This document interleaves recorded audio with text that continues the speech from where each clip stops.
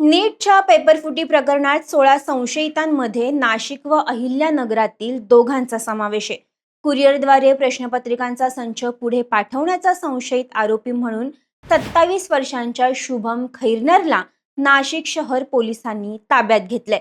तर दुसरा संशयित अहिल्यानगरमधला धनंजय लोखंडे आहे. शुभम हा BMSच्या 3ऱ्या वर्गात शिकतोय. करिअर काउन्सिलर म्हणून तो काम करत होता.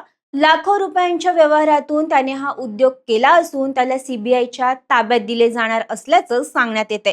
पेपरफुटीचे आरोप होत असल्याच्या पार्श्वभूमीवर NTAने 3 मेला झालेली नीटची परीक्षा रद्द केली. लवकरच नव्या परीक्षेची तारीख जाहीर होईल असंही सांगण्यात आले. देशातील 22,39,000 विद्यार्थ्यांचं भविष्य ठरवणारी यंदाची नीट परीक्षा रद्द झाल्यानं अनेक प्रश्न उपस्थित केले जात आहेत. त्या पेपरफुटीच्या प्रकरणाचा तपास याला विशेष प्राधान्य दिलं जाते. कसा सुरू आहे या प्रकरणाचा तपास, संशयित आरोपींना कसं पकडण्यात आलं आणि काय आहे हे सगळं प्रकरण विस्तारानं पाहूयात. नमस्कार, मी समीक्षा. तुम्ही पाहताय डिकोड मराठी. नाशिक पोलिसांनी दिलेल्या माहितीनुसार प्रश्नपत्रिका फुटल्यानंतर तिची पहिली कॉपी नाशिकमधून समोर आली होती. नाशिकमधून लीक झालेला हा प्रश्नपत्रिकेचा संच हरियाणात पोहोचला. तिथे या लीक झालेल्या पेपरचे 10 संच तयार करण्यात आले होते. त्यानंतर नीटची प्रश्नपत्रिका हरियाणातून बिहार, आंध्र प्रदेश आणि जम्मू काश्मीर पर्यंत सहज पोहोचली असं पोलिसांनी सांगितलंय.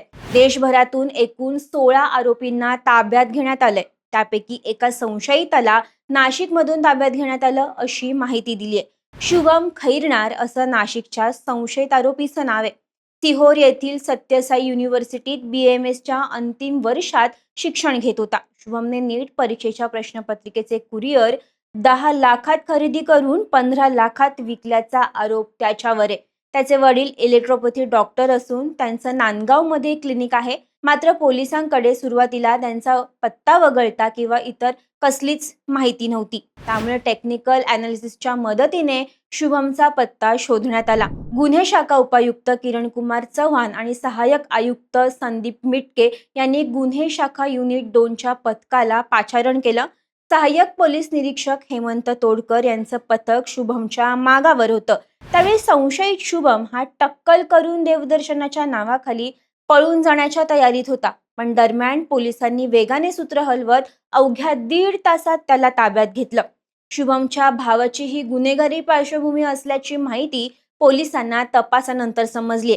मात्र 2026 मध्ये नांदगाव तालुक्यातील कोर ट्रेड भागातील मुक्ताई मेडिकलमध्ये पोलिसांना गावठी कट्टा सापडला होता. त्या प्रकरणात संशयित शुभमचा भाऊ भावेश खैरनार आणि ढेब्या उर्फ रुद्राक्ष दीपक सोनवणे यांना अटक झाली होती. त्यांना 4 दिवसांची पोलीस कोठडी मिळाली होती. भावेशने ढेब्याकडून पिस्तूल खरेदी केली. पण नीटच्या पेपरफुटीच्या प्रकरणात आपला मुलगा निर्दोष असल्याचं शुभमच्या वडिलांनी सांगितले. गेल्या 6 महिन्यापासून तो नाशिकमध्ये BMSची प्रॅक्टिस करत आहे.